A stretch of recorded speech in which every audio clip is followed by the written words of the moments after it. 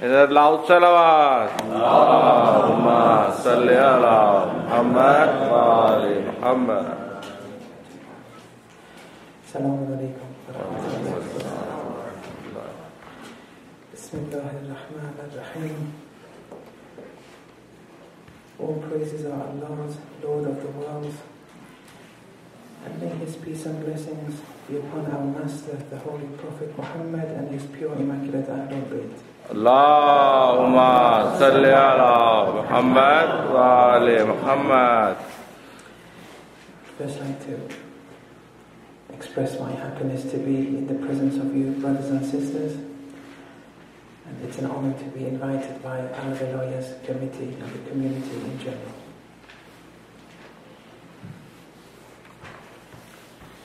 This first lecture will be an introductory lecture to the next three, inshallah.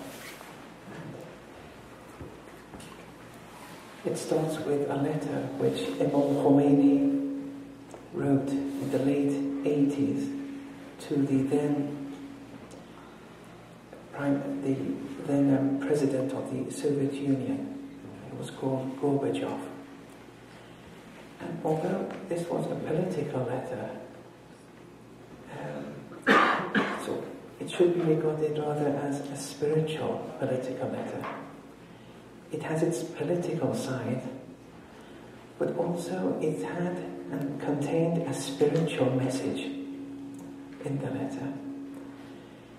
And it's this spiritual dimension I want to focus upon. Because although it was regarded as a letter to the President of the Soviet Union, in broader terms, it was regarded as an invitation to Islam, to the West in general, and how Muslims have to invite the West to Islam. And it's that aspect. That's why I'm reading the letter. And then from the letter, there are many branches that one can follow. We'll choose one branch for the next 3 nights, inshallah. So, in the letter, Imam advises Gorbachev to research and investigate Islam. And the reason he says that is, in quotes, not because Islam or Muslims are in need of you, but rather to acknowledge that Islam's lofty and global values can constitute the means of comfort and saviour for all nations, as well as unknotting humanity's essential difficulties. You see, this is not only to a person or a nation, it's for the West in general, to try and acknowledge the true message of Islam. Now, I'm going to translate 4 paragraphs of this, and then from the last paragraph, which is the main paragraph which I have in mind, there are many subsequent notes one has to take from that.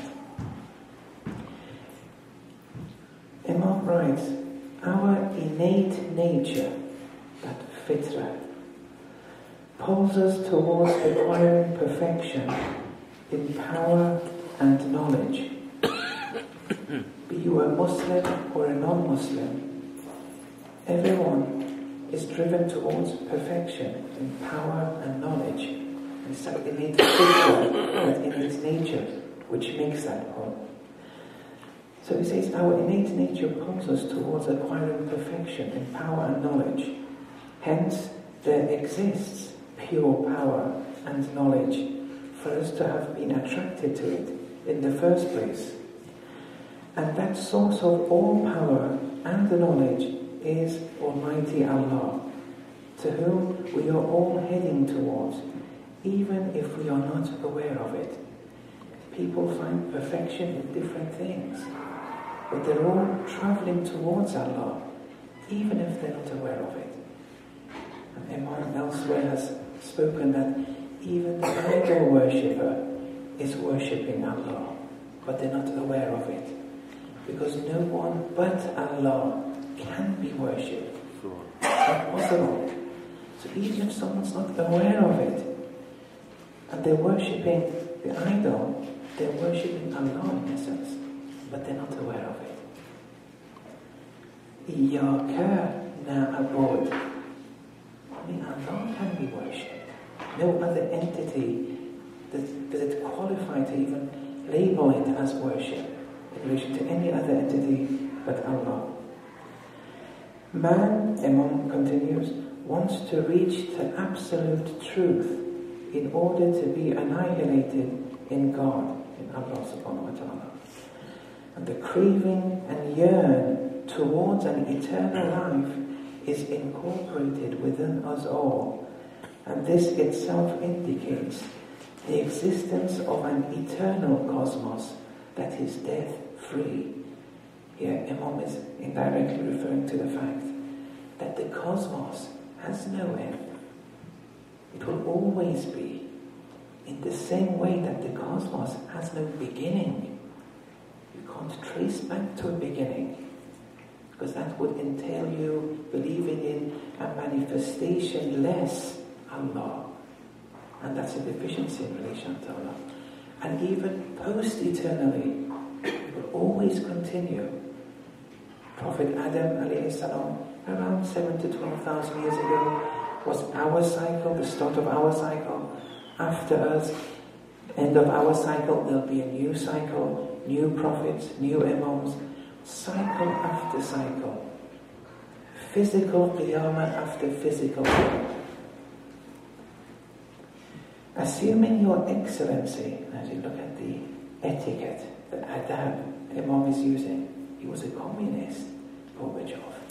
He wasn't the best of people, but still, when one wants to do tabligh of Islam, one has to always use the best of manners, whoever the audience is. Something which is quite lacking in interreligious debates sometimes.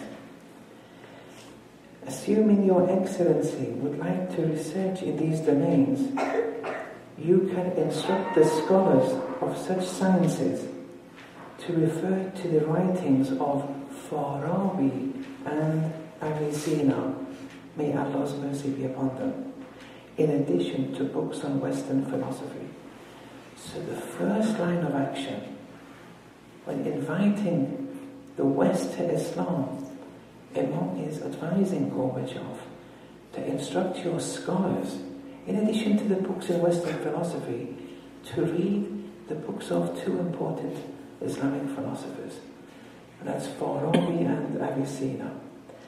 By doing so, it will become evident that the law of causation, cause and effect, it's always, this world is filled with causes and effects. This law of causation, upon which all forms of knowledge is based, is rational in nature and not perceived by the senses. And also the perception of universal meanings and concepts, upon which all forms of reasoning depends, is also rational in nature and not sensible, not perceived by the senses. In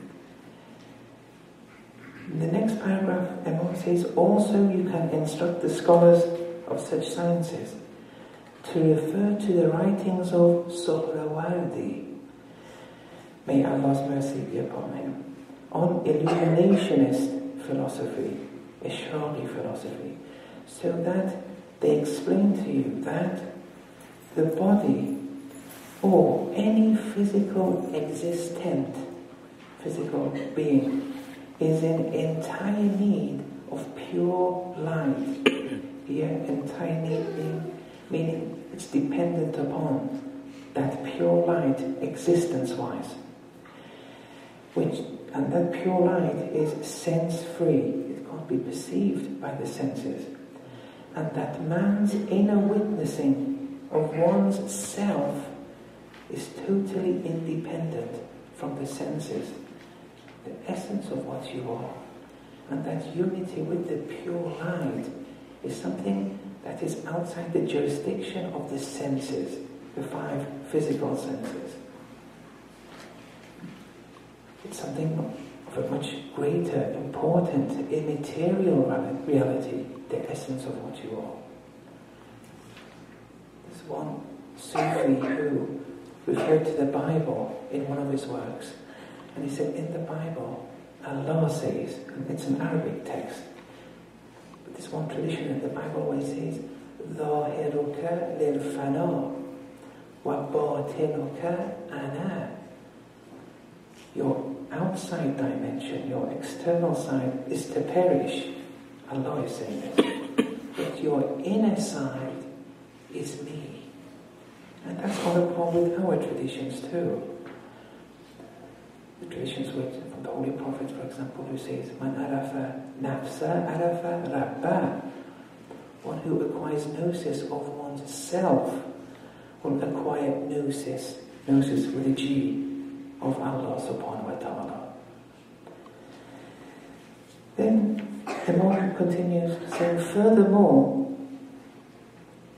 request your greater scholars and professors. Before he would say, request your scholars. Now he's saying, request your greater scholars and professors. To refer to the transcendental philosophy of Mullah Sadra. May Almighty Allah's pleasure be upon him, and may Allah resurrect him with the prophets and the Salihin, so that it becomes known to them that verily the truth and reality of knowledge is an immaterial existent, and all forms of thought are matter-free, and so are not governed by the material and physical rules and laws. All forms of knowledge are matter-free. Here, on learning about this concept of knowledge being matter-free and being an immaterial reality, here lots of things emanate from this and from Mullah Sadra's writing. And Mullah Sadra isn't, bringing this from his own self. He's basing everything he says on the traditions of the Ahlul Bayt. That's why Imam grants so much honor to him here. Not because of the person himself, but all forms of knowledge are matter-free. It's immaterial. It's like the soul, which is immaterial, because you are your knowledge. You are what you know. Your knowledge creates the I. Your knowledge enhances the I existentially. And then your actions that emanate from what you know, that also, when your actions become incorporated within you, you become your actions. These are all immaterial realities. Here, Imam wants to say, learning Mullah Sadra, tell your philosophers to tell you the essence of what you are and why knowledge is important to who you are. Then Imam finally says, I shan't tire you further and shall not name books of the Gnostics, the Urafa, especially those of Muhyiddin ibn Arabi, because assuming you desire to be informed of the discussions and writings of this great personality, here you must send a number of your genius, specialist experts. Before he would say, send your scholars, or send your greater scholars and professors. Here though, he's saying you send your genius, specialist experts who have a strong basis in such matters to Rome. Now this was around 25 years ago. Here he didn't say let them research it wherever they are in the West. Here you have to send such people to Rome, so that after several years, with reliance upon Allah, with tawakkul upon Allah, they can become aware of the depth and thinner than hair delicateness of the stations of ma'rifah, For without making such a journey, awareness of such knowledge is not feasible. There's something very important here. That this is how Imam believes that the West have to be invited to Islam through these kind of scholars. At that time, in Rome, at best, to be most polite, the large majority of the seminary schools in Rome and the scholars regarded Ibn Arabi as a Sunni Muslim. Some regarded him as a kafir. And the Imam, as a route to inviting the West to Islam, mentioned that one has to be aware of such stations of gnosis through his writings. Now it's not important at all whether he was a Sunni mystic, a Sunni Gnostic, or a Shia Gnostic.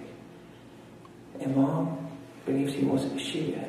Ayatollah Hassan Zada Omali, Ayatollah Jawadi Omali, they've proved he was a Shia.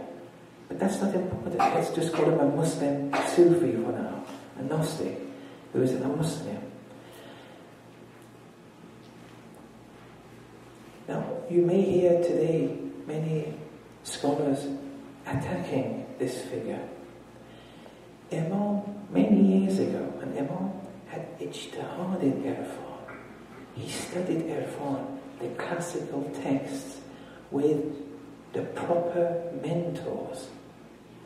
He went through that path, and he had ijtihad in Irfan in his 20s. He had ijtihad in ethics. It's not like me or others who just read a book and then feel that we can give a lecture in ethics by just reading something. No. They've done ijtihad in these sciences. Imam, in addition to being a mujtahid in fiqh in his 20s, had ijtihad in other sciences, including ethics, irfan, philosophy. This is important. The majority of the maraji today, they have ijtihad in fiqh and the sciences related to fiqh, like usul al-fiqh, hadith, rijal, and so on and so forth. But they don't have ijtihad in ethics. The wide majority, they don't have ijtihad in irfan. And therefore, if you see scholars attacking Gnostics such as Ibn Arabi, Imam has written a long time ago that the reason is they don't understand their words. They don't understand it. They haven't studied Irfan, the classical texts, with the necessary teachers. Irfan isn't just about any person just referring to a book in Irfan and thinking they can understand it. It's like in medicine, for example. Someone who has no knowledge of medicine just opens a page and then the page reads, "Here you cut the lower abdomen with a knife." And then the person says, "Good grief, they're killers here. Medicine is wrong." It's deep. Irfan is difficult. You can't do it alone. It's like any other science. You have to go through the right path of studying it. So it doesn't matter if some scholars attack it. There's no need for you to retaliate.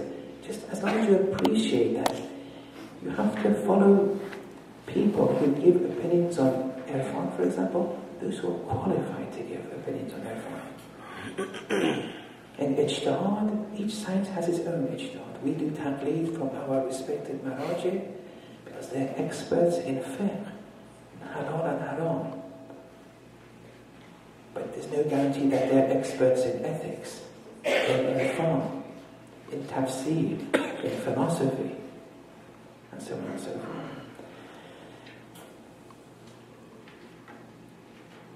Then Imam finally says, "Finally allow me to explicitly announce that the Islamic Republic of Iran, as the largest and most powerful headquarters in the Islamic world, can easily fill the doctrinal vacuums of your system and state. That's the potential that Islam has. And Imam said that with the tranquility of the heart, we can easily fulfill the doctrinal vacuums that you're experiencing in the West. Now that's how we have to approach the West. And you as ambassadors of Islam in the West, that's what you need to be informed of. You can't teach or propagate Islam to a Western audience, to a non-Muslim audience, based on how you were taught Islam, with that cultural baggage associated with it from the East. It won't work. This was the route that Imam suggested. Now, many of you may not go to home and study, but the scholars can simplify the words, those who have studied it, to you, and you can benefit. Then you may be able to be more of an ambassador to Islam. But it's important to appreciate, yes, Irfan has had its people who have abused Irfan. Throughout history it has happened, and there's no denying that. But that doesn't mean Irfan has to be discarded as a whole. It's like a doctor who has abused the way he has practiced medicine. It doesn't mean medicine has to be discarded. That doctor, that Arif, or so-called Arif, has done some wrong. But don't put it aside, because putting it aside, you'd be losing a lot. As Ayatollah Hassan Zadeh said, an Irfan-less community is like a spiritless corpse. You see, that is important. Now, why does he say that? It will become evident. But the spirit of religion has to be maintained. You can't limit religion to one dimension. So that's the end of the letter. So one's approach to the theoretical dimensions of religion is essential to one's growth. And one shouldn't see religion as unidimensional. Religion has many layers to it. Infinite layers. Infinite esoteric layers. Some of the traditions from the Ahlul Bayt say that every verse has 70 meanings, inner esoteric meanings. The Butun, some traditions say 700, some say 70,000, every verse. And they're not exaggerating. There is no limit to the Quran. One can travel infinitely through the Quran. But the Quran also has an outer dimension. That outer dimension is important. It's a route, a conduit to the inner dimensions of the Quran. We can never compromise with the external side of religion. You can never compromise with the Sharia. It's a basic dimension, but it's an essential dimension, without which you can't reach other dimensions of Islam. The Sharia is important. It can't be compromised with. If the Sharia is played around with, if you compromise with the Sharia, you won't benefit further. And if you do, it will be very minimal.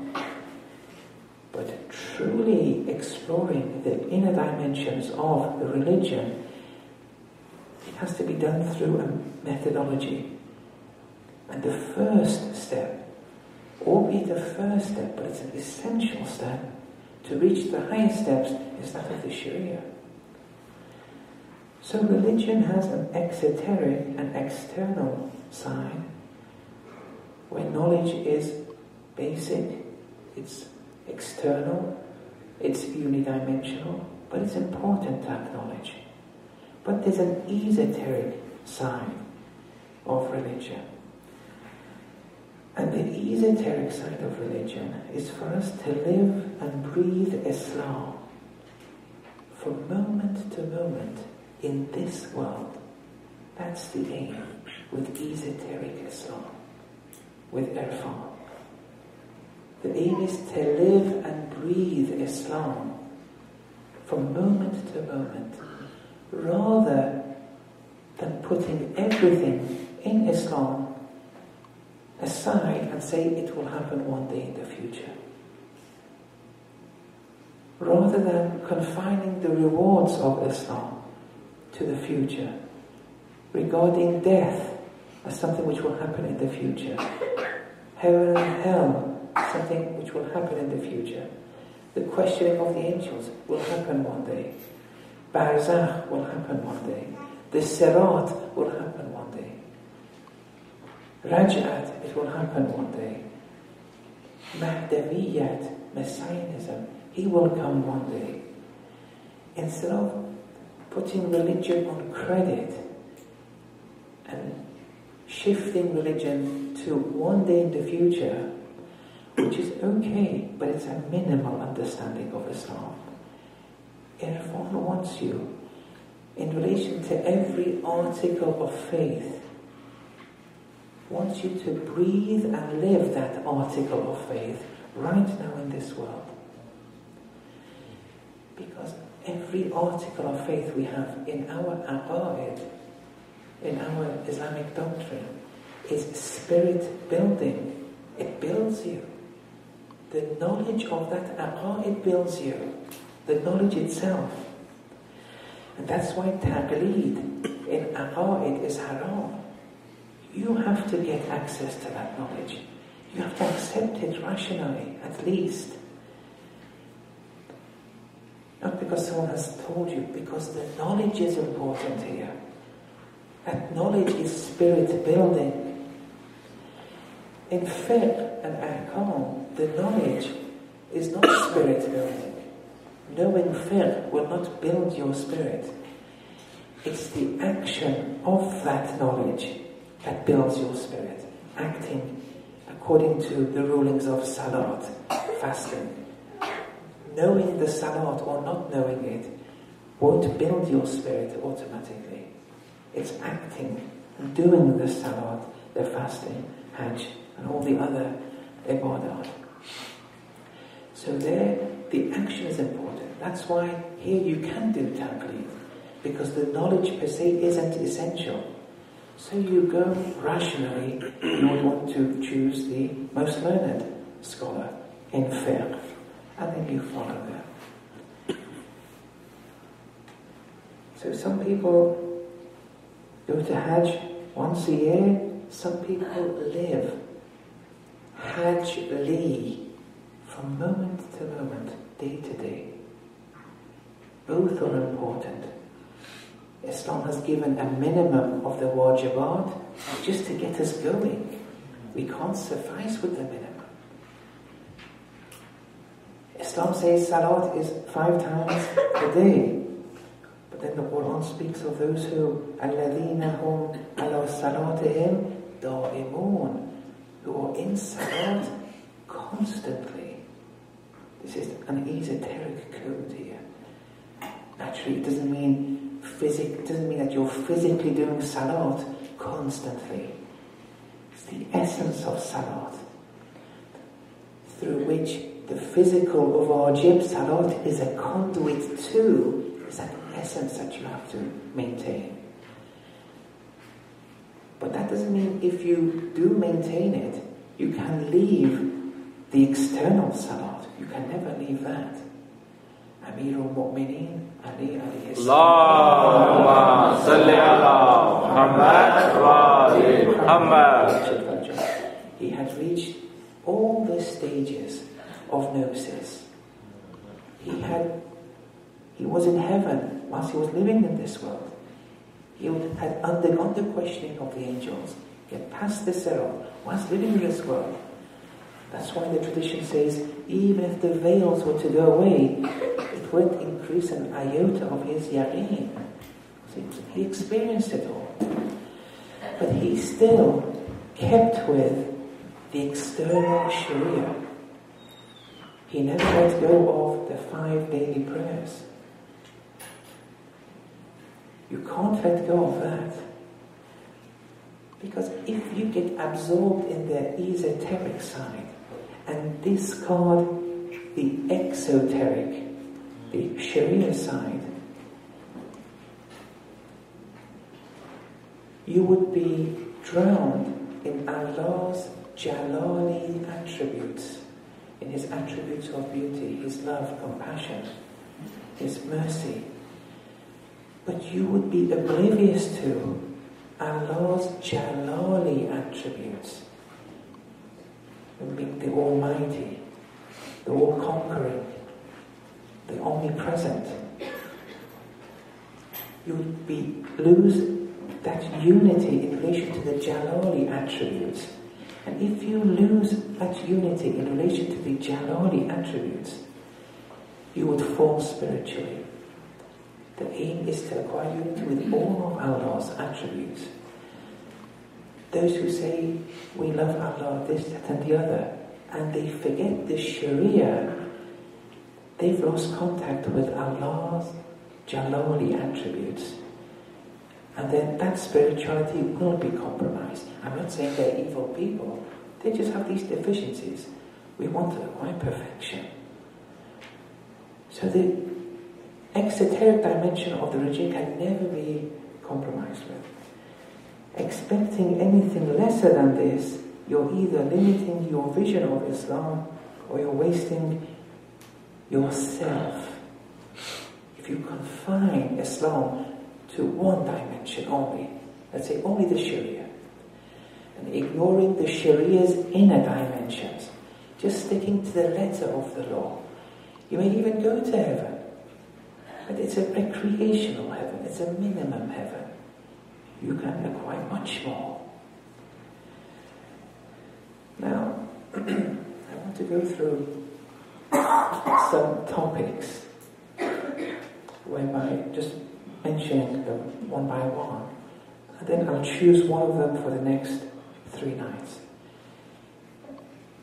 And some of these topics I've mentioned elsewhere, and since some of you may have heard them already, I'll try and choose a topic that I haven't spoken about yet.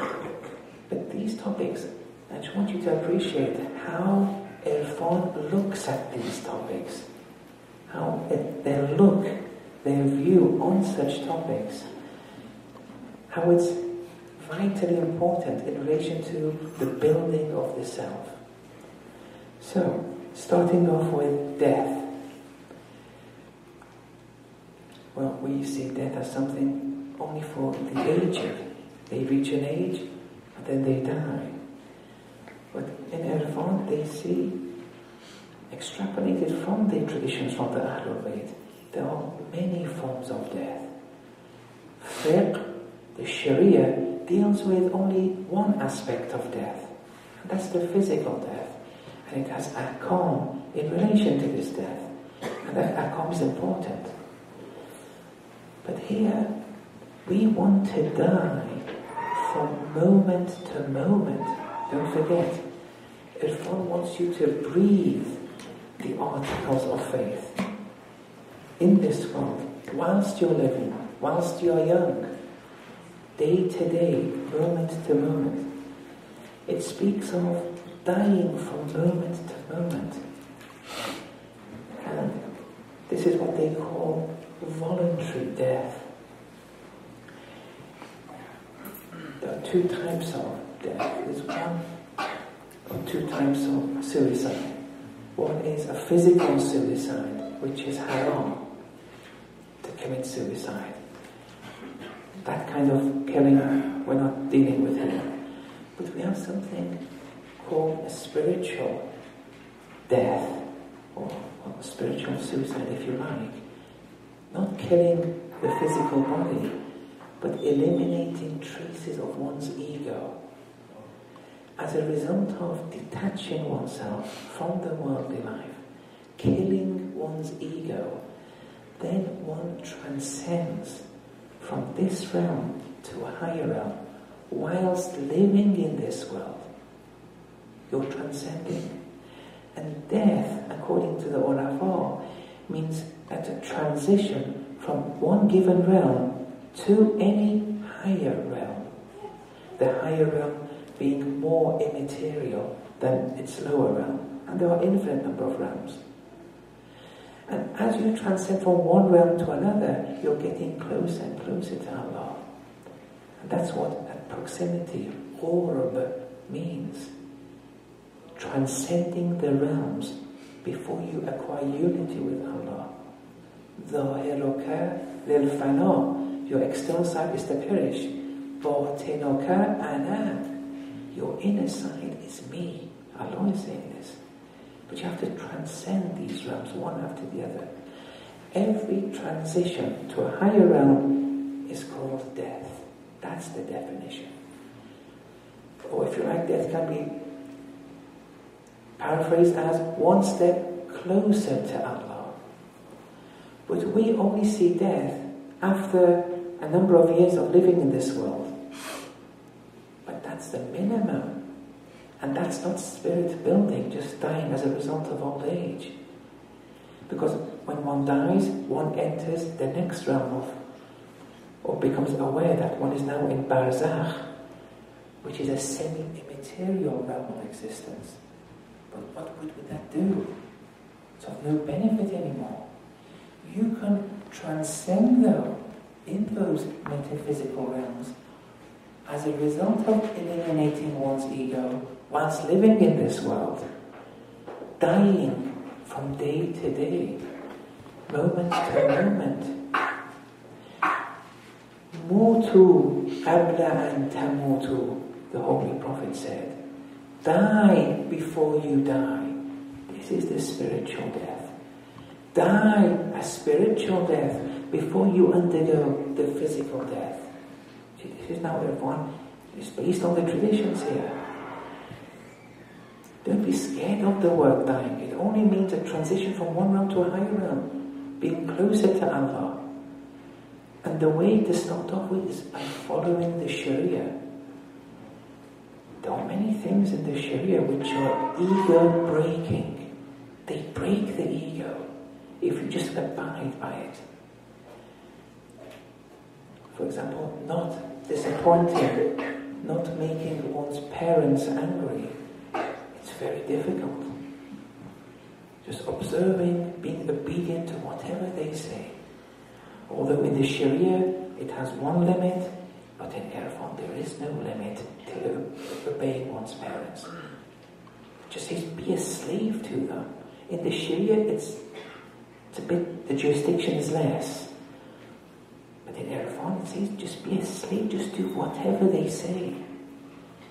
Look how ego-breaking that can be. Just if they say to sin, then we don't accept, of course. See, these things are important. It's like salvation depends on it sometimes. And there are many things in the Sharia. Now, one's parents may be oppressive atheists. It doesn't matter. You still be a slave to them.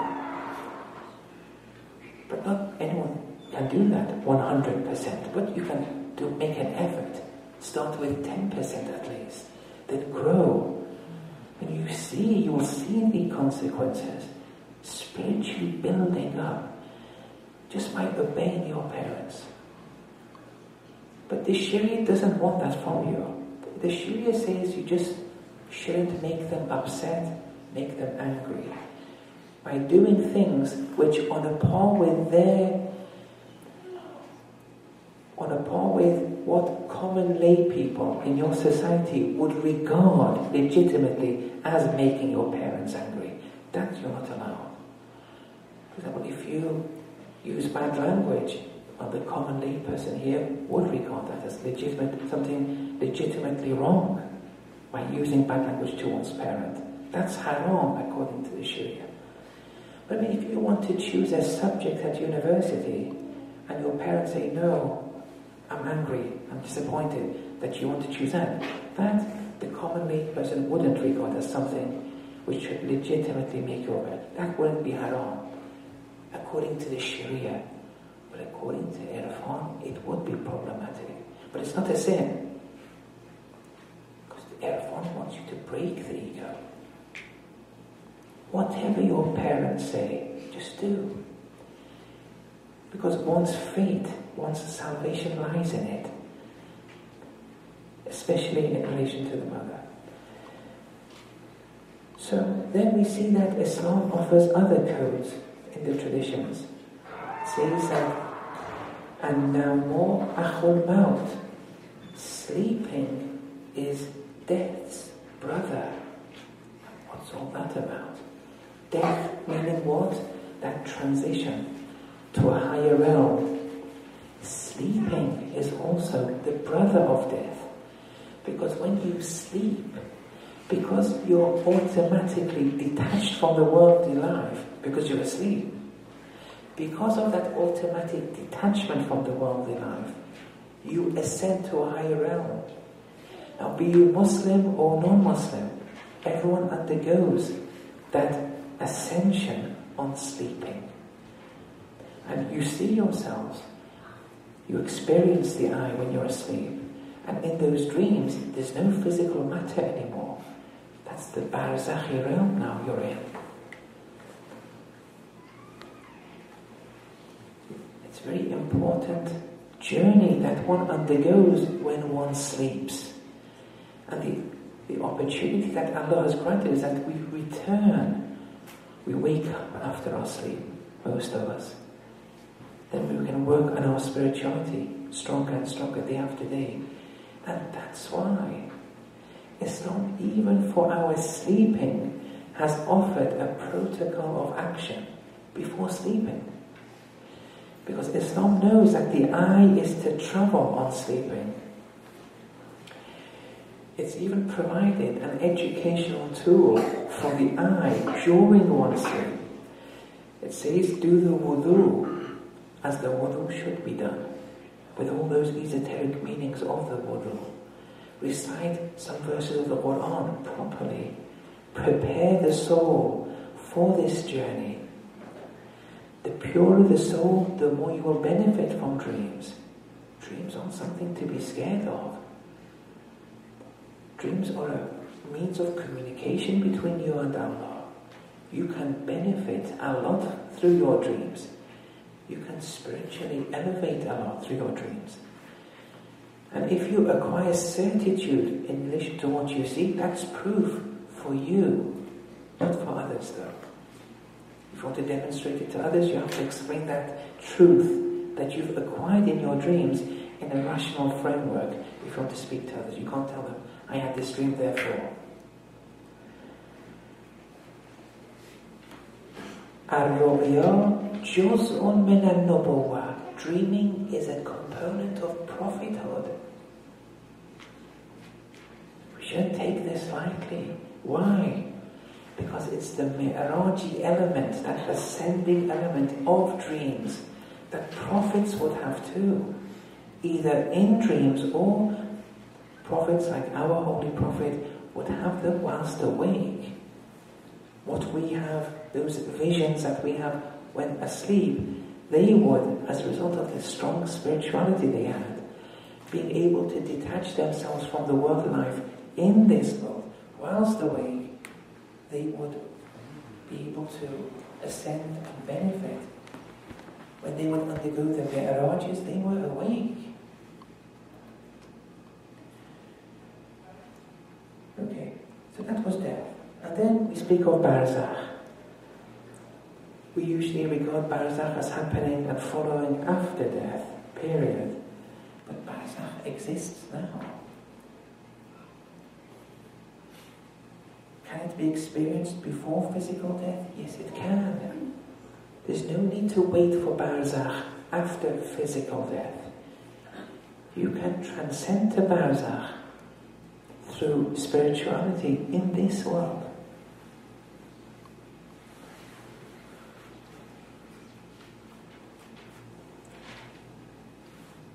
Then they discuss, is barzakh something material or immaterial?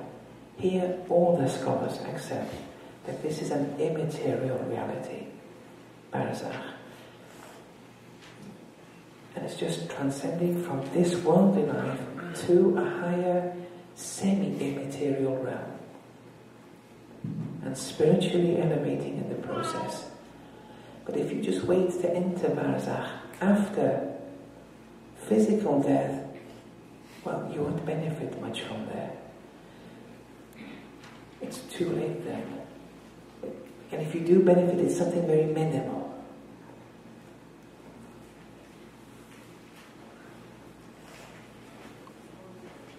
Over here on barzakh, I have spoken about it quite a bit. I don't really want to speak about it too much here, but you can find it online and everything. Then the questioning of the angels. What are angels? We have this understanding, this external understanding of it, that these physical entities with a number of wings. Then they knock on the door, the Holy Prophet opens the door, says, let's now I want to take you to this place. And that's okay. I'm not saying that's wrong. It's a minimum of your religion. But what are angels?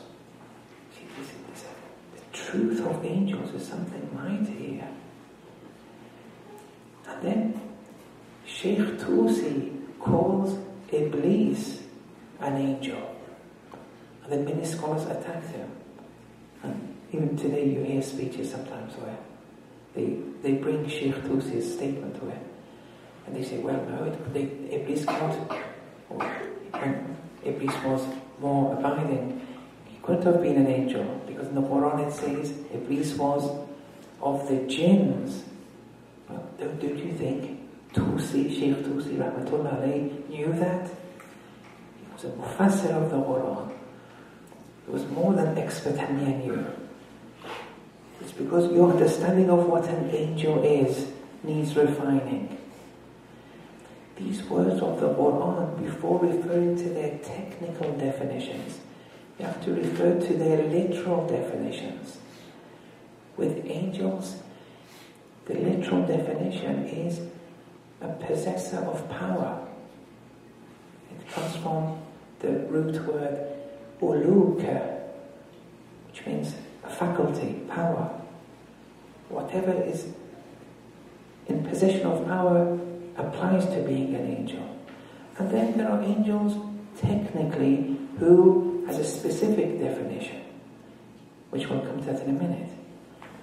But even jinns qualify as angels in this aspect of the word. And then here many verses of the Quran get more meaning here. So are they physical though, or are they immaterial? Are the voices, when the angels speak, were they physical voices or were they immaterial?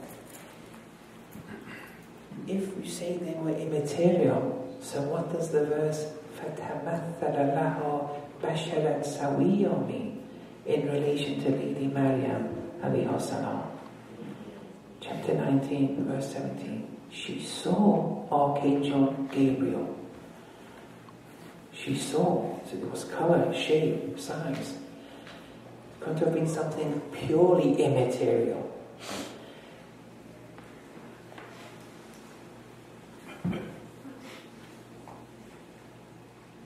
But she saw Archangel Gabriel as a human being. What she saw, according to the Quran, was Archangel Gabriel. But it was a human being she saw. That human being was Archangel Gabriel. See now, what is an angel? Angels have two forms of existences. One is purely immaterial. In a purely immaterial realm, which knows of no time or place, which knows of no number or divisibility. So what does it mean then when we speak of thousands of angels, let's say? What is we speak of Jibreel, Mikael, Israfil? What's all that then? We're dividing them. But their true existence, the essence of what angels are, is something purely immaterial. Then they have another form of existence which is semi-immaterial, or barzakhi. And that barzakhi manifestation of angels is a manifestation of that purely immaterial existence. And those angels manifest semi-immaterially upon any number of people at any time. Nakir and Munkar, the angels of the grave, if 1 million people die right now, the same angels will appear before 1 million people, not physically, that's impossible. Otherwise they wouldn't be the same Nakir and Munkar. It's like when Amir al-Mu'mineen appeared before 40 different people, 40 different times, at the same time in 40 different places. No, this was 1,400 years ago. Amir al-Mu'mineen, alive and living. Then the next day, 40 people say, he was with me at that hour. Another said, no, he was with me. Someone said he was with me. Those 40, they can't be 40 physical Amir al-Mu'mineens. Because if they were 40 physical Amir al-Mu'mineens with a brain, soul and so on and so forth, then they weren't the same. That Amir al-Mu'mineen can't be the same. It's rationally impossible. It goes against the law of transitivity. They were visions of Amir al-Mu'mineen. I'll explain that in a minute. فَتَمَثَّلَ لَهَا بَشَرًا سَوِيًّا. Archangel Gabriel appeared as a vision, as an apparition in the soul of Lady Maryam. When Lady Maryam saw Archangel Gabriel, the semi-immaterial human being, it was a dimension of her soul. Like what we see in our dreams. We see a person with size, shape, color. She saw a manifestation of Jibreel, but whilst awake, not with the physical eye. Ayatollah Jawadi Omri said, and Ayatollah Hassan Zadeh, if we were there next to Lady Maryam alayhi salam, we wouldn't see anything. Archangel Gabriel was in unity with her soul. It was a product of her soul. She reached a level where that purely immaterial existence manifested in that form and shape. That purely immaterial, indivisible reality. When that immaterial, indivisible reality descends in a semi-immaterial form and grants knowledge that you will have a child, that's immaterial reality which descends into a semi-immaterial reality. If it gives knowledge, we call it Jibreel. If it gives life, that same immaterial reality, on descending to a lower realm, we call it Israfil. If it's in relation to providing sustenance, we call it Mikael. The essence is one, it's purely immaterial. Allah is communicating with us through them. Amir al-Mu'mineen is higher than Archangel Gabriel. It's a higher reality. Spirituality is much higher. And Amir al-Mu'mineen can descend upon our souls in a semi-immaterial manner. Then those 40 would see Amir al-Mu'mineen. And they would really think it was a physical Amir al-Mu'mineen. Like in our dreams, we really think it's something real before we wake up. And he has that power also to descend upon many people at the same time. Even more than that, during the time of ihtidar, the last moments of death, before dying, the last breaths of life, the traditions are saying that everyone, Muslim or non-Muslim, will see Amir al-Mu'mineen alayhi salam. How? Even those who died during the time of Amir al-Mu'mineen, they will see Amir al-Mu'mineen during the last moments. But the semi-immaterial realm, the semi-immaterial Amir al-Mu'mineen. And nadaro ila wajh Ali ibadatun. Looking at the face of Ali is ibadah. Why? Is it the physical face of Amir al-Mu'mineen? Well, the first, second and third also would see Amir al-Mu'mineen every day Did they benefit spiritually? Was that ibadah? No, you're spiritually ascending and acquiring the capacity for Amirul Mu'mineen to descend upon you semi-immaterially and experiencing that فَتَمَثَّلَ لَهُ بَشَرًا سَوِيًّا. That's what it means. محمد عليه الصلاة اللهم صل على محمد وآل محمد. صلوا على محمد وآل محمد. اللهم صل على محمد وآل محمد. Then we come to the Sirat, the bridge. Now, is that a physical bridge? Or is it a more deeper reality at stake here?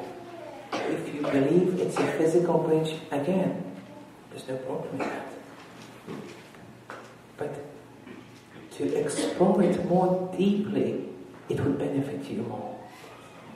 Does the Sirat exist now, or is this something else you're going to relate back to one day in the future? Here, Imam Khomeini, in his letter to his daughter-in-law, he gives a very important tradition there, which there's no time to speak about that now. But after the tradition, he says the Sirat is here right now, in this world. From action to action, you're building your Sirat. And then, as a result of the actions that you do, that will manifest in a different way. It will be embodied in the hereafter. But the Sirat is right now, right here. And when they say the Sirat, the bridge, is thinner than hair, sharper than a sword, right now it's thinner than hair. It's the smallest step out of line, transgressing from the Sharia, will lead to very bad embodiments of those vicious actions that you do here. All your actions that you do, that you incorporate within your soul, that will be embodied in the hereafter. Everything is acquired here. Leaving things to after death is too late. Then the Sirat, is it outside the soul, or is it within the soul? And here there are many verses of the Quran along with that we have spoken about them. I want to finish the debate. I don't want to spend too much on commentating. I just want to offer these questions. In relation to heaven and hell, where is it? Is it a place? Is it physical or not? Can it be acquired before death? Is there a red monster with horns waiting for you there? A physical monster to whip you or to burn you? I mean, if we believe in that, which is okay to believe in that, but your understanding of Allah will be compromised. Because there's no need for Allah to punish. What kind of Allah is that? There's no need for Allah to punish you. Allah doesn't need your prayers, doesn't need your ibadat. And Allah doesn't punish one. You, as a result of your actions that you've incorporated throughout this life, those actions will be embodied in the hereafter. Heaven, hell, barzakh, sirat, they're all functions and dimensions of the soul. The soul is an infinite reality. Transcending the realms of heaven is transcending the realms of the soul. And that can be acquired in this realm. There's no need to believe in this physical place. Although if you believe it, and many theologians do, that's okay. Imam Khomeini didn't. Ayatollah Hassan Zadeh didn't. They believed in semi-immaterial and immaterial realms of the hereafter. We don't need a body. It's very difficult to justify it too. Aqa'id, there's no taqleed in aqa'id. You have to be careful. And just because it's semi-immaterial, it doesn't mean the joy there will be less, it will be much more. But the pain will be much more too than a physical pain. And then one has to discuss the rationale of divine punishment. These are things I've discussed before. Then we speak of the Mi'raj. What does the Buraq mean? Now this is something I haven't touched upon in detail before, what the Mi'raj is. Does history record a physical donkey, for example, called Buraq? Did other than the Holy Prophet see the Buraq? Well, the answer is no. Did the Holy Prophet move from Mecca to Masjid al-Aqsa? Was it a physical movement? Most of these scholars, even most of the Urafa, here they say it's okay, it was a physical movement. He moved with the physical body. But from Masjid al-Aqsa to the heavens, here the Urafa differ from the traditional theologians. They don't believe it was physical, because those realms are metaphysical. It's semi-immaterial and immaterial. There's nothing worldly about them. There's nothing physical about them. Ibn Sina believed even from Mecca the Holy Prophet didn't move. He uses the tradition that after the Mi'raj, the warmth of the place was still there. And then he has a treatise on Mi'raj, but that treatise is very deep on. After studying it with an ustad, the last paragraph was that these are secrets for the Urafa which shouldn't be disclosed to the common layperson. And I usually don't like when people say that, because I think the common layperson, if they explain things very simply, they do have the capacity to understand. I mean, there's nothing deeper than the Quran. And the Quran descended in a simple manner for people to understand. That simple language as a conduit to its inner truths. So I did ask my Ustad here, can I express these opinions of Ibn Sina on the Manbar? Since he said no, you have to forgive me. But there are a lot one can say about Mi'raj. We don't have to confine it to what Ibn Sina says, but it was incredible. And those who are worthy of that knowledge, it's well worth the read. Then it happened at night. What does night mean? In Irfan, night and day, there are two different meanings. It doesn't mean the physical night and day. They have their own meanings. What is Masjid al-Aqsa here? What is Masjid al-Haram? Because there was no Masjid al-Aqsa at that time. It came later.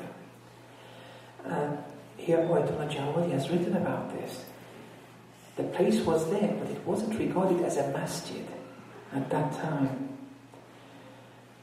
So what are the inner realities of Masjid al-Aqsa? This Ayatollah Jawadi says it's one of the miracles that it came to be. And here the Quran mentions such a place. But the place was there, but as a masjid, it wasn't introduced at that time. Then during the Mi'raj, all the prophets are said to have prayed behind our Holy Prophet.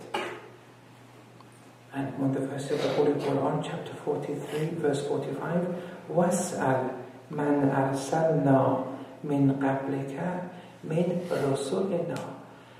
Ask those amongst our messengers that we sent before you, the Holy Prophet. What kind of asking is this? And this was revealed during the Mi'raj.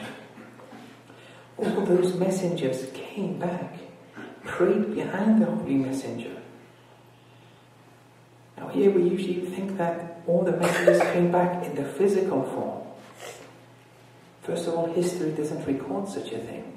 You know, the 124,000 prophets all coming. We don't have such an event in history. It's never been recorded.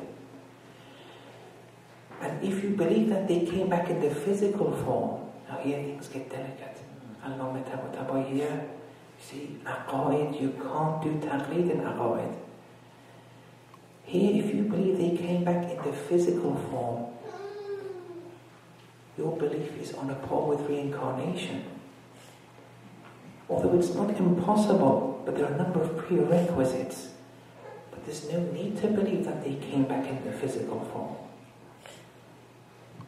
And in the discussion on Raj'at, which I did a few weeks ago, this was touched in detail.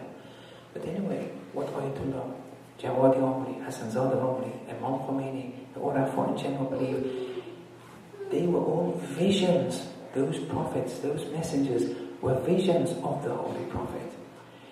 Like in your dream, you leading a prayer and there are people behind you. And then the Prophet would ask questions to those messengers during the Mi'raj. But this وَاسْأَلْ مَنْ أَرْسَلْنَا مِنْ قَبْلِكَ مِنْ رُسُلِنَا, this asking those who we sent before you amongst the messengers, this is a code for me and you. It's not limited to the Holy Prophet. Mi'raj is open for me and you. As-salatu mi'rajul mu'min. Salat is the believer's mi'raj.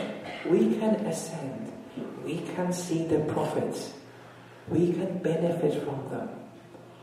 In Ibn Arabi's Futuhat, he's seen many prophets. And the dialogue he's had with them, those visions of prophets that he had, he would record. And he had quite a lot of ma'rifah from those dialogues that he had. But he didn't see the physical. They've passed away now.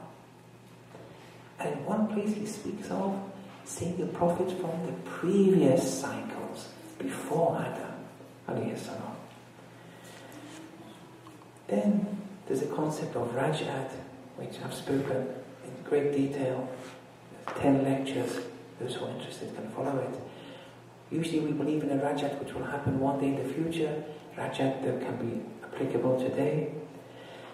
Then they speak of Messianism, Mahdawiyyat.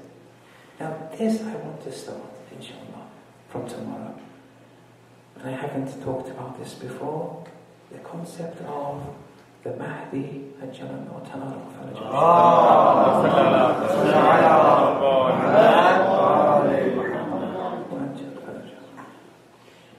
And this is an important concept now, Messianism, Mahdawiyyah. Something which has been abused a lot. Something which has been understood minimally. Something which has only been understood the external dimension of, which is okay. It's no problem. But don't suffice with that external understanding of this holy, lofty, important, significant, essential to one's salvation, this matter. What does the zuhur mean? We usually say it will happen one day in the future, the reappearance of the Imam. The Urafah say the zuhur can happen from moment to moment, day after day, right now. Suddenly it becomes a vast difference of understanding now. They keep on saying the zuhur will happen one day. Here they say we've undergone the zuhur. What do they mean though? This will be covered inshallah. It's not all about a physical advent, a physical zuhur, a physical reappearance. That will happen one day. It may happen in 100,000 years' time. Well, how are you going to benefit from something which will happen in 100,000 years' time? That's the physical zuhur. The spiritual zuhur is to acquire it now. And very interestingly, today, when I checked alwilaya.com, the site, I don't know if the brothers or sisters, whoever organized it, there's this opening few sentences that they have. And actually the key to the zuhur of the Urafah can be found in those sentences. I really enjoyed it when I read it. This shows that you as people who, alhamdulillah, respect a very important alim such as Sayyid Abbas Ilya, I wouldn't expect even less from you. That was a very good side. And those comments, those statements was something very important underlying that. And that's what I'll be opening up even more. But the key lies in those sentences anyway. So how are we to benefit? How can we do the zuhur today? Are there ways to see the holy Imam, the 12th Imam today? Is seeing the Imam only limited to a physical seeing? Is seeing the Imam physically of any value? Will that benefit us at all? As I say, many munafiqeen, they saw Amir al-Mu'minin every day. Did that benefit them? Those who see Amir al-Mu'minin, the semi-immaterial benefit. The same applies to the 12th Imam. What's the philosophy of the ghaiba, the occultation? What's the philosophy of us not being able to see the physical Imam?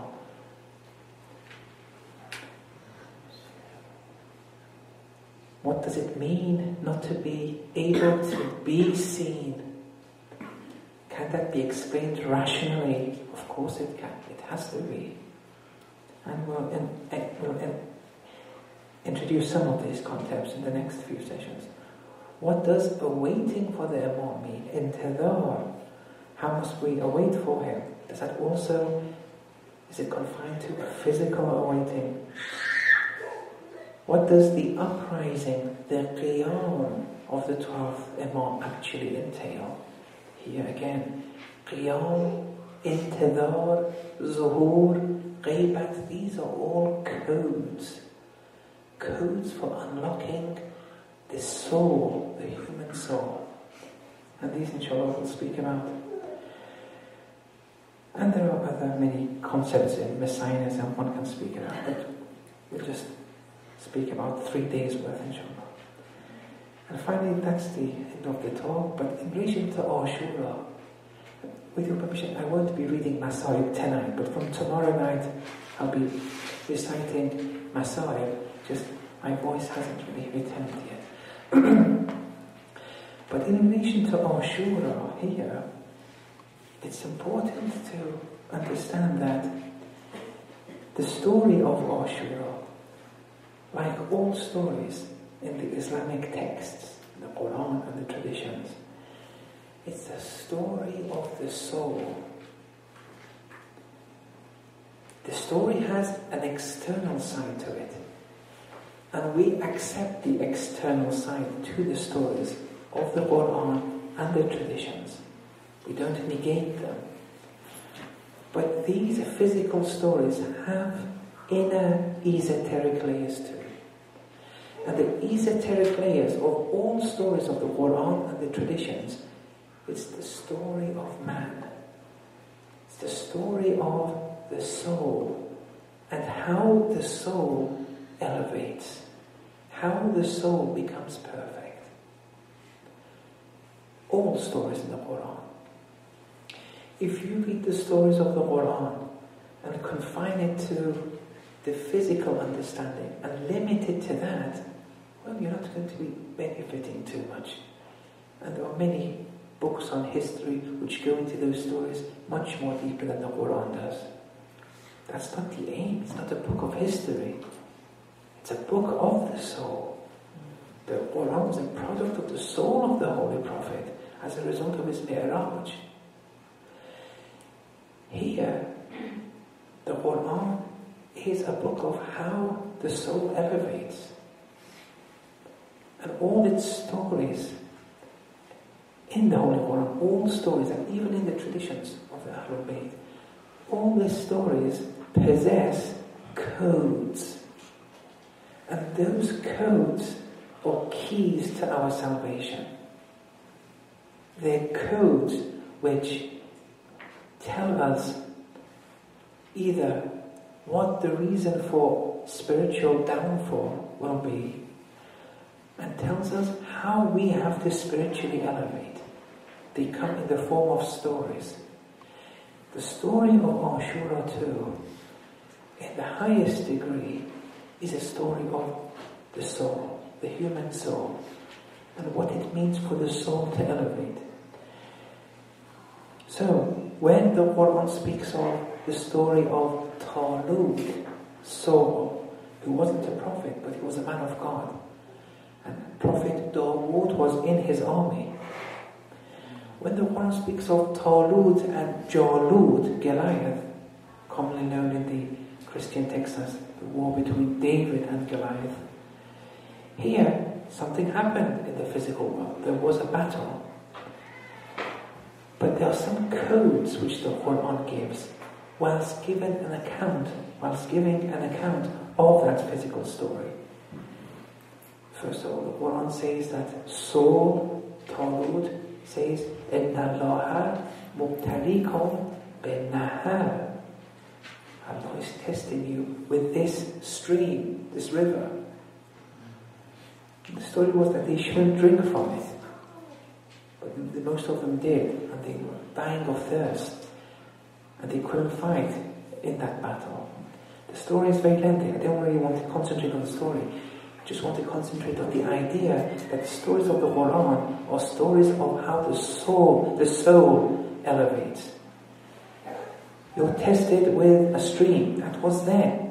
It's speaking to us now. We are tested from day to day with the river, with a stream. Then Saul says, فَمَنْ شَرِبَ مِنْهُ فَلَيْسَ مِنِّي. That's a code. And this we have to focus on. Whoever drinks from the stream is not one of us. It's not one of mine. If you want to be one of His, one of Allah's party, one of Hizbullah, you can't drink from the stream. Now there was a physical event there which happened. Esoterically, the stream, and we derive this from the traditions of the Ahlul Bayt, the stream is the worldly life. Inna dunya bahrun. Verily the world is an ocean. فَقَدْ غَرَقَ فِيهَا جَيْلٌ كَثِيرٌ. Waves of people will get drowned in it. Whoever drinks from it is not one of mine. You want to be the party of Allah, you want to be Hizbullah, you can't drink from the worldly life. That doesn't mean don't live a worldly life. No. You study, you work, you get married, you have children, have a good job, have a good house. But if you get attached to it, well, you won't elevate. Most people with the luxuries of life, which aren't bad per se, most people drown themselves. Now there's no need to think of people. You just think of yourself. Most people are fooling themselves. It's very dangerous. It's very difficult.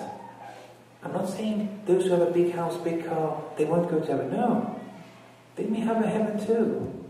It's no problem. It's a minimal heaven though, if they get attached to the worldly life. You can't fool around with yourselves. But live the worldly life. Don't get attached to it. If you drink from the stream, you drink from the worldly life, you're not one of us.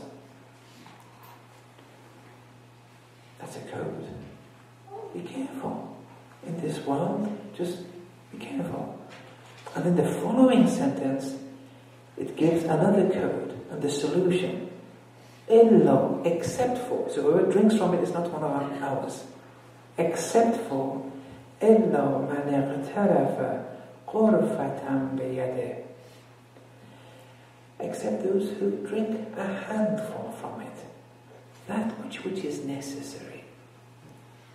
Okay? And also the code, you living in this worldly life in America, naturally your standards of living differs from someone in Iran, Iraq, Lebanon, Afghanistan, Palestine, everything.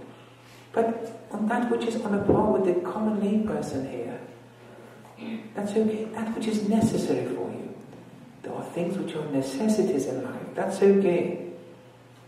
But don't make the extra step. You personally, your wife and children, in relation to men, they deserve more than the basic necessities, and if they want it, it's even mustahab to give it to them. But you only suffice with the necessities. And if you're a woman, your husband, your children, they have some rights. They can also deserve more than the basic necessities. And by basic necessity, I mean even a computer today is a basic necessity, for example. And the mobile, the car, and so on and so forth. It depends from culture to culture. The woman, in relation to her husband, children, they may ask for more than the basic necessities, and you may have a duty to provide, and you do, but in relation to yourself, you at least suffice with the basic. Everyone to their own self. You can't force your spouse, your children, to suffice with the basic necessities. This is an inner journey. You have to acquire that love to do such a thing. It's not an academic exercise anymore. And there are many codes like this. Another code is in the story of Noah, Prophet Noah, alayhi salam, وَنَادَى نُوحٌ ابْنَهُ, and Prophet Noah called upon his son.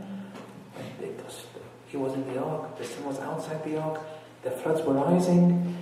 وَكَانَ فِي مَعْزِلٍ, whilst the son, Noah's son, was standing aloof. That has a physical understanding, an external side to it, but esoterically, it's giving a code here. Code in relation to the soul. Don't stand aloof in society. You have to be with the people. And you, as Americans, you have to be with the Americans. You can't grow by standing aloof. And it's a very logical thing to say this. The cause of Prophet Noah's son's downfall was staying away from the people of that time. Now maybe one understanding of this, and Imam Khomeini in his 40 hadith has alluded very indirectly to one or two esoteric dimensions of the story of Noah. Not this one though. You can't grow spiritually if you're standing aloof from the people, if you segregate yourself from the people. Because how are you going to acquire divine attributes if you always are separate from the people? How are you going to be a manifestation of Allah's patience? How are you going to be generous? How are you going to be forgiving? All these divine attributes are dependent upon living with the people. And in your case in America, it's living here. Be very careful here.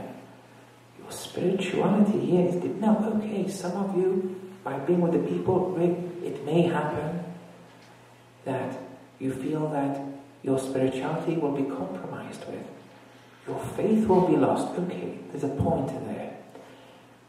But for goodness sake, just evaluate yourselves. Don't force other people to do that. If you're weak and you can't tolerate being with people, that's okay. You know yourself best. But don't give these generalizations to especially our youth. That's you. Let them live their own lives. Just give them the criteria. If they believe that their faith will be destroyed, yes, and you tell them to keep away.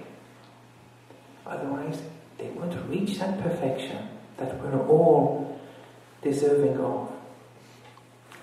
Now, in the massacre of Karbala, the maqtals, these maqtals that we have, they're infiltrated with codes. Now there's an external side to the massacre of Karbala, which the maqtals do portray, and that's a very important aspect to the maqtal. And the fact that it gives rise to these emotions within is a good thing. We can't suddenly come and say that people who just cry are listening to even that external aspect of the maqtal. The maqtals have a lot of esoteric dimensions to them. We'll come to that in a minute.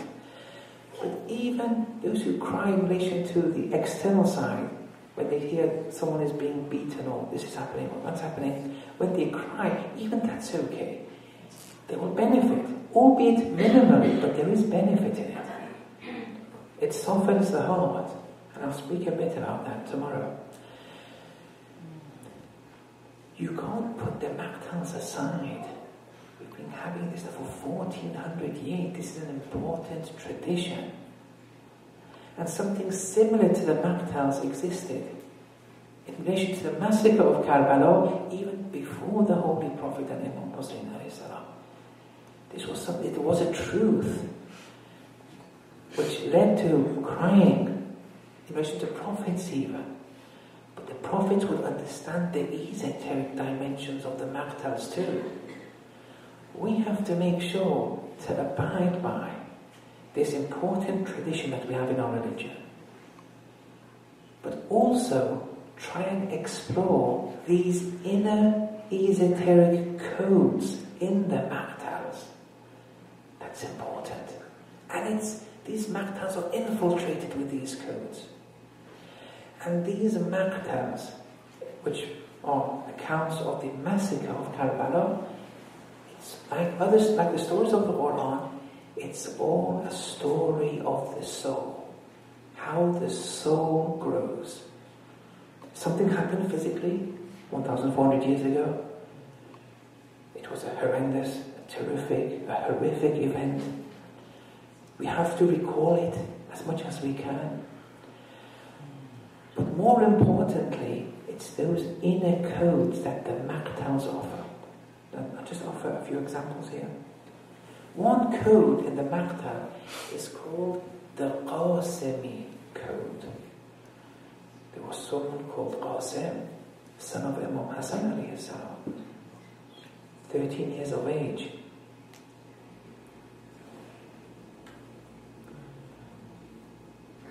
Imam Hussein had said that tomorrow we'll all be martyred. Qasim was there. And since he was a child, he thought, does this apply to me too? You see, this is a code for me and you, for the Qasimi dimension within us to be realized. Imam Hussein said, well, he's a child, let's test him to see whether this is meant out of the heart or not. Qasim, how do you evaluate death? How do you see death? Now here comes the code. Sweeter than honey. Now look, Qasim acquired this capacity at 13. The capacity is there for us to acquire. We can realize and manifest that Qasimi dimension within us. That's the story of Karbala. That's how we have to benefit spiritually from it. He said it's sweeter than death. Sweeter than honey. Death is sweeter than honey. What's death? We've explained what death is. That transition to a higher realm. He's experienced that. He knows what it is to transcend to a higher realm. He's experienced the sweetness of that. And said, that is sweeter than this physical honey in this world.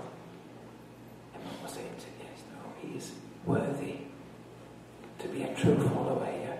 Speaking to us 1,400 years later. Then we have, so with the Qasimi code, from action to action, you're making a choice between staying embedded in the worldly life or ascending closer to Allah, transcending to a higher realm, dying the spiritual sense. That's the Qasimi way of living. Then we have Hor. What was the code in relation to Hor? In relation to the massacre of Karbala. Now, Hor wasn't an ordinary figure. He was one of the strongest commanders of Yazid. He was very mighty amongst all Arabs. They say that the only head which wasn't amputated, the only head which they didn't decapacitate, was the head of Hor. When Hor was killed, they didn't amputate his head. Some reports say that. The Arabs who were enemies of Imam Hussein, and they killed Hor at the end, but they didn't amputate his head. This was Hor. He was mighty amongst the Arabs. Even after his death, they wouldn't dare touch his head. They took him back to his tribe. They buried him there. just wasn't an ordinary figure. Everyone was scared of him. He was mighty. Even after what he did going to the path of truth, the enemy still took him back. This is Hor. Hor underwent a vision on the massacre. The massacre of Karbala, the plains of Karbala, it's full of visions and apparitions. From the very beginning, the story of Imam Hussein from Medina to Mecca, wanting to go then to Kufa, through Karbala, it's infiltrated with apparitions, tamathulat, visions. Hor had a vision. He saw heaven on one side. He saw hell on the other side. What did Hor do to acquire this capacity to experience the visions which helped him decide who is haq? Two things. One was his adab before the Ahlul Bayt. Although Hor was Hor, commander of Yazid, before the Ahlul Bayt, and the story is long, but in relation to Lady Fatima alayhi salam, he expressed this adab, which is easy for me and you to say, but when it comes to the test, it's important. The mannerisms before Lady Fatima, the mother of Imam Hussein, he observed, and you all know the matter there. And then he deliberated a lot by means of his adab, the code for me and you, story of the soul, adab and tafakkur.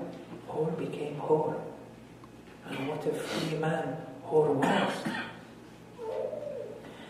The story of Lady Zainab alayha salam.